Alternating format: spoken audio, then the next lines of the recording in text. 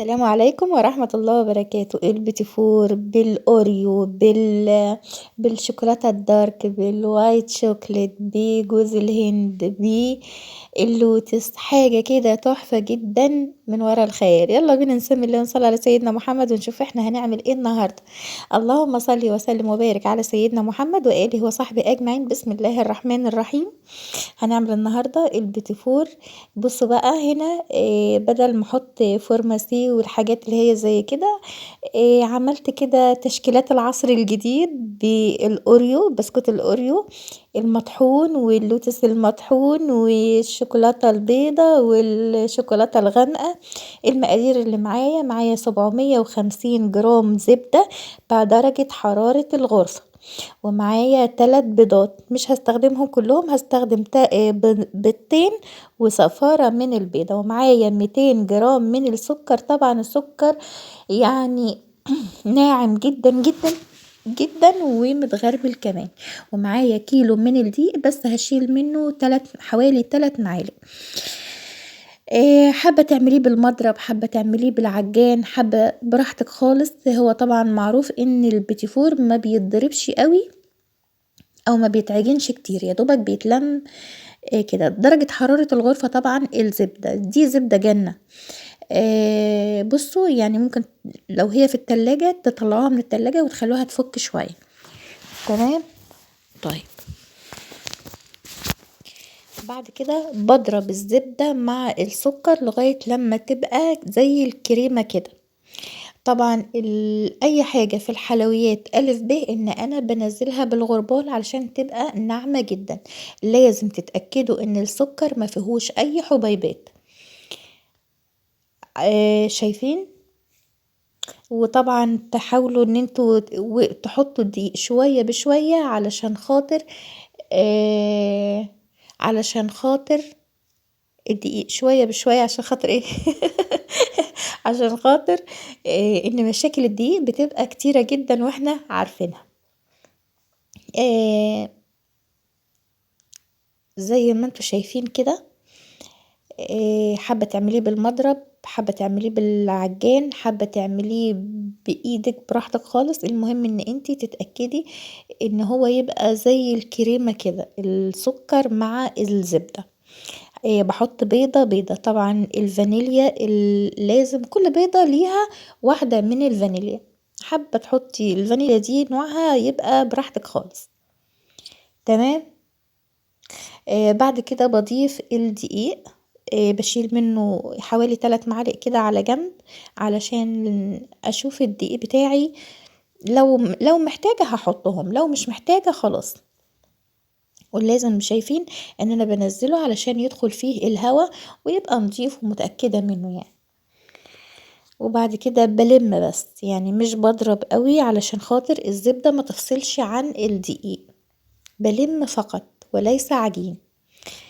هي هنا درجة الميكسر ضعيفة، لكن انا مسرعة الفيديو طبعا علشان ما يطولش على حضراتكم.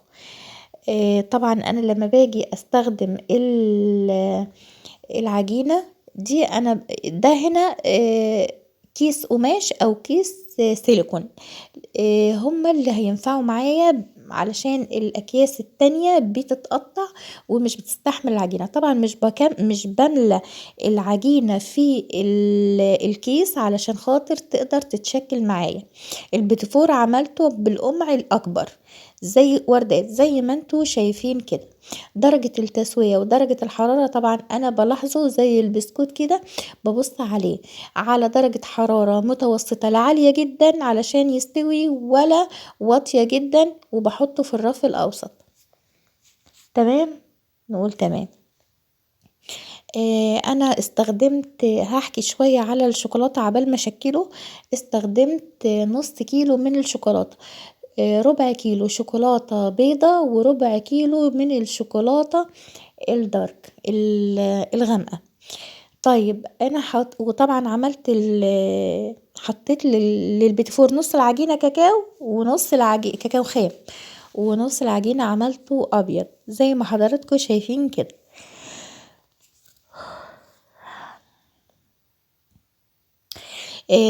سيحت الشوكولاتة على حمام مية. طبعا الطبق ما يطولش المية اللي هي محطوط فيها البخار الطبق بتاع الشوكولاتة ما يطولش المية، يعني ما يلمس المية، يا دوبك يسيح على البخار فقط. تمام.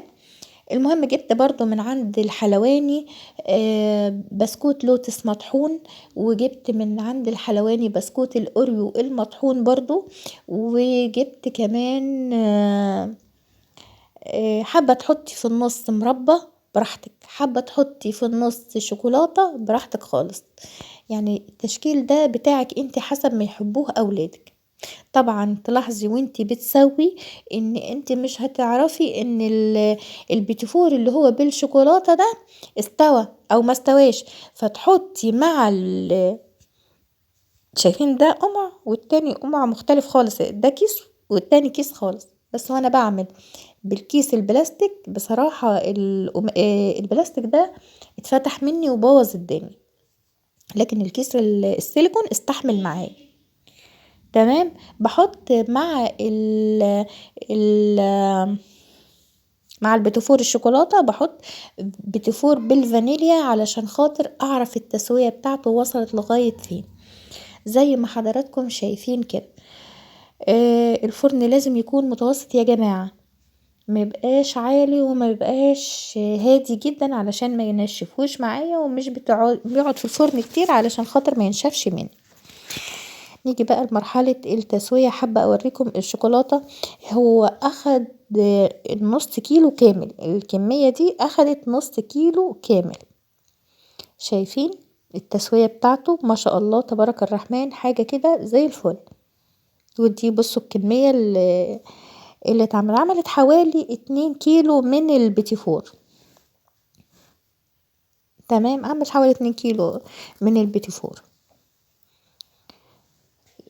كفت ووفت يعني. حابة ان انا اوريكم كمان الشوكولاتة شكلها قبل ما اسيحها على النار، تشوفوا شكلها. شايفين التسوية شكلها حلو ازاي، ولا واحدة محروقة ولا كده، لان انا متابعاها، يعني انا قاعدة جنبها قطعت البيتيفور كله وسويت براحتي، مش مثلا بقيت اسوي واحدة واحدة ولا الكلام ده كله، لا قطعته كله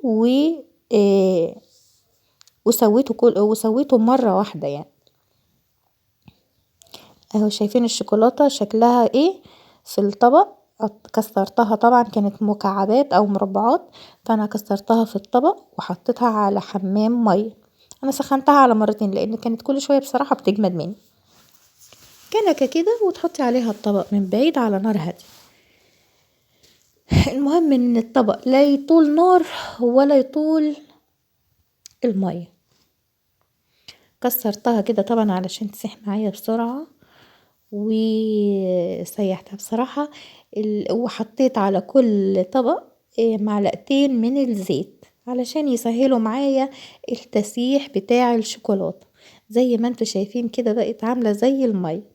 هوريكم كمان الاضافات. بصوا انا حطيت، حابة تحطي من جوه بقى مربى، مربى مشمش، مربى فراولة، تغيري في الأطعمة، دي حاجة ترجع لك انتي. انا حبيت ان هو كله يبقى شوكولاتة، ما حبيتش ان انا لبخ، لان انا حاطة بقى بسكوت لوتس وبسكوت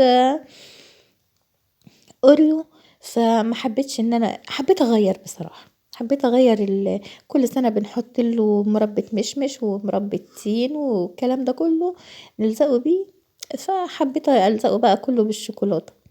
كان طعمه تحفة جدا وريحته كانت قلب البيت. او ده بسكوت اللوتس.